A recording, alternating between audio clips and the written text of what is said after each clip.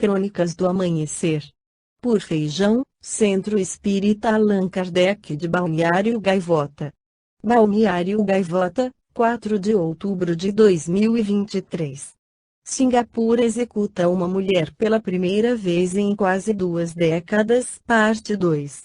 Uma mulher foi executada em Singapura nesta sexta-feira, 28, após ser condenada à morte por tráfico de drogas em 2018.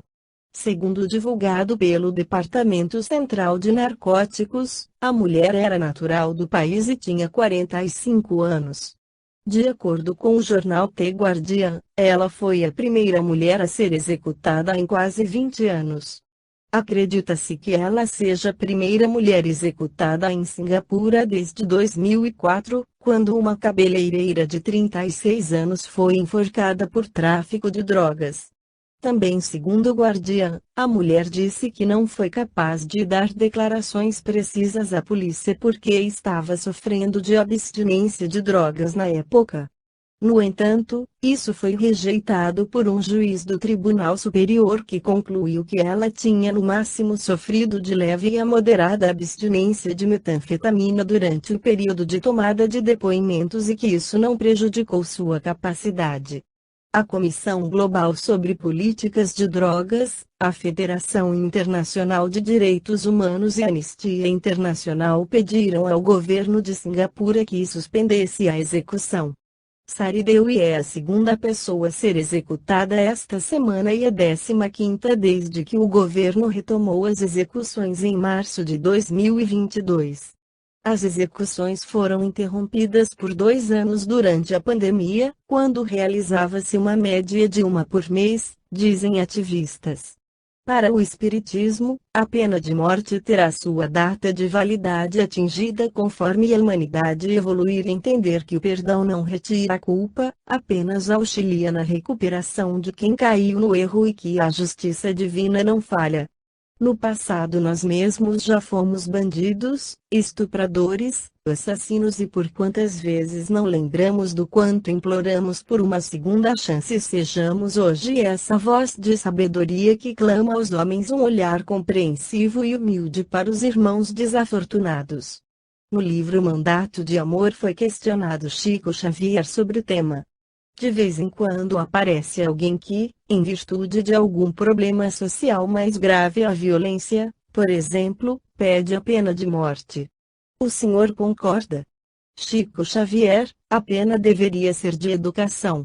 A pessoa deveria ser condenada mas a ler livros, a se educar, a se internar em colégios ainda que seja, vamos dizer, por ordem policial.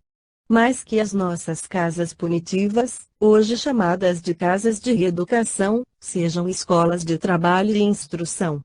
Isto porque toda criatura está sentenciada à morte pelas leis de Deus, porque a morte tem o seu curso natural. Por isso, acho que a pena de morte é desumana, porque ao invés de estabelecê-la devíamos coletivamente criar organismos que incentivassem a cultura, a responsabilidade de viver, o amor ao trabalho. O problema da periculosidade da criatura, quando ela é exagerada, esse problema deve ser corrigido com educação. Isso há de se dar no futuro. Porque nós não podemos corrigir um crime com outro, um crime individual com um crime coletivo. Completamos com mensagem do Espírito Emmanuel no livro Religião dos Espíritos, psicografada por Chico Xavier. Todos os fundadores das grandes instituições religiosas, que ainda hoje influenciam ativamente a comunidade humana, partiram da terra com a segurança do trabalhador ao fim do dia. Moisés, ancião, expira na eminência do Nebo, contemplando a Canaã prometida.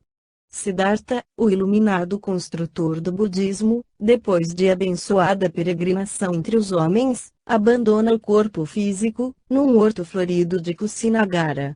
Confúcio, o sábio que plasmou todo um sistema de princípios morais para a vida chinesa, encontra a morte num leito pacífico, sob a vigilância de um neto afetuoso. E, mais tarde, Maomé, o criador do islamismo, que consentiu em ser adorado pelos discípulos, na categoria de mortal, sucumbe em Medina, dentro de sólida madureza, atacado pela febre maligna. Com Jesus, entretanto, a despedida é diferente. O divino fundador do cristianismo, que define a religião universal do amor e da sabedoria, em plena vitalidade juvenil, é detido pela perseguição gratuita e trancafiado no cárcere. Ninguém lhe examina os antecedentes, nem lhe promove recursos à defensiva. Negado pelos melhores amigos, encontra-se sozinho, entre juízes astuciosos, qual ovelha esquecida em meio de chacais. Aliam-se o egoísmo e a crueldade para sentenciá-lo ao sacrifício supremo. Herodes, patrono da ordem pública, chamado a pronunciar-se em seu caso, determina se lhe deu tratamento cabível aos histriões. Pilatos, responsável pela justiça, abstém-se de conferir-lhe o direito natural. E, entregue à multidão amotinada na cegueira de espírito, é preferido a Barrabás, o malfeitor, para sofrer a condenação insólita. De certo, para induzir-nos à compaixão, aceitou Jesus padecer em silêncio os erros da justiça terrestre, alinhando-se, na cruz, entre os injuriados e as vítimas sem razão, de todos os tempos da humanidade. Cristãos de todas as interpretações do Evangelho e de todos os quadrantes do mundo, atentos à exemplificação do eterno benfeitor, apartai o criminoso do crime, como aprendestes a separar o enfermo da enfermidade. Educai o irmão transviado, quanto curais o companheiro doente. Desterrai, em definitivo, a espada e o cutelo, o garrote e a forca, a guilhotina e o fuzil, a cadeira elétrica e a câmara de gás dos quadros de vossa penologia, e oremos, todos juntos, suplicando a Deus nos inspire paciência e misericórdia, uns para com os outros, porque, ainda hoje, em todos os nossos julgamentos, será possível ouvir, no ádito da consciência, o aviso celestial do nosso Divino Mestre, condenado à morte sem culpa. Quem estiver sem pecado, atire a primeira pedra.